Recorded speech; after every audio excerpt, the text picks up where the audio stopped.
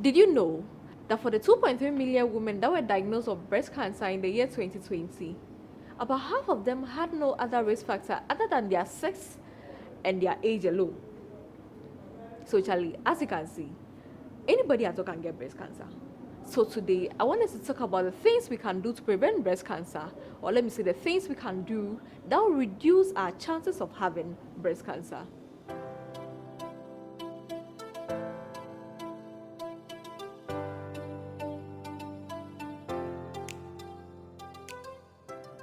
Hello everybody, welcome back to the channel. My name is Evelyn and this is Midwife's Diary. On Midwife's Diary, we talk about everything maternal and newborn care.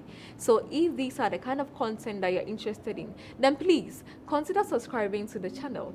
So we are in October, and as you know, October is breast cancer month. So we are discussing things about breast cancer. So today I am talking about the things that we can do to prevent breast cancer, or let me say the things that we can do to help reduce our risk of getting breast cancer. So number one on the list is getting screening or a mammogram done. So I know that in your vicinity, in your area, you're probably hearing that they are doing breast cancer screening here or there. Sometimes they come to churches and then at workplaces and all of that. Please make sure that you avail yourself for these kind of screenings that are being provided. They are free, so please walk in and get yourself screened. You can also have a mammogram done. A mammogram is an x-ray of the breast which will help you to detect breast cancer way earlier, even sometimes before you even feel a lump in your breast. So having regular mammograms also helps. So if you have access to having that, then please consider doing that as well. And also having self-breast examination, very important and very key. You need to make sure that every month you examine your breast. You can choose a time where your breast is less tender, less swollen, and let me say less painful as well. So usually a week after your menstruation, you can do that. You check for lumps, you check for any abnormalities. When you continue doing self-breast examination every month, you become familiar with your breast. So anytime that there's any change or any abnormality in your breast, you'll be able to notice, so that you'll be able to get into the healthcare center and get yourself checked. And also lifestyle. I think when it comes to lifestyle, I think we already know smoking and taking alcohol. I think with smoking, the best thing we can do is quit it.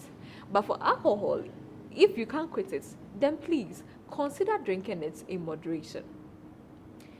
And also make sure that you maintain a healthy weight, because being obese is more like it's a risk factor for getting breast cancer. So when you're able to exercise and then maintain a healthy weight, it also reduces your risk of having breast cancer. For menopausal women, you can limit your postmenopausal hormone therapy usage, because the more you're exposed to these hormones, the higher your risk of getting breast cancer and sometimes other cancers as well.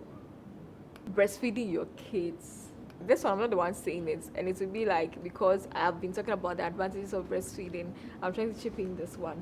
But research has proven that the more you breastfeed your baby, the lesser your chance of having breast cancer. And also eating healthy. What do I mean by this? By eating green leafy vegetables, like the ones you have in your vicinity, the ones you have in your area, the ones you have in your culture, the ones you have in your country.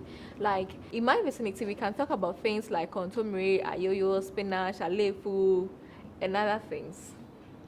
Then eating nuts, fruits and vegetables. Butter also helps. So you can also be taking a lot of whole grains like brown rice, millet, barley, oatmeal, and then wheat flour. It also helps a lot. Okay, now let's talk about the treatment options available in breast cancer. So we have the surgery. Usually this is done to remove the tumor and sometimes the whole breast. It could be prophylactic, or it could be something to, let me say, cure the breast cancer. So depending on the stage in which the tumor is identified, your doctor will discuss these options that are available with you. And we have the radiation therapy. Actually, this option, it helps reduce the risk of the reoccurrence of the cancer again. So you're exposed to radiations, and it helps kill the cancer cells in your body. And then we have medications available. So under the medications, we have the chemotherapy, we have the targeted biological therapy, the first time I heard of this, and it was in a movie. And then we have the hormone therapy, and with the hormone therapy, it blocks the cancer cells from getting access to the hormones that they feed on to be able to grow. But note, sometimes your doctor will discuss with you, and probably you have a combination of these treatments. This treatment might not come like you are just having, let's say, only the surgery, or let's say you're having only the chemo, or let's say you're having only the radiation therapy. Guys, thank you so much for your time. It's October month, so please, if you've not shared any video in this October, make sure that you share this video so that to be able to get to a lot of people. Please click on the thumbs button so that the YouTube algorithm will get a notification that people are liking it, so that they would also share with other people as well.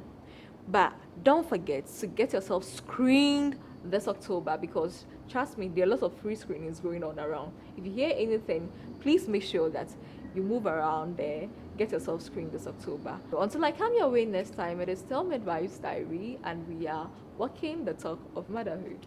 Bye.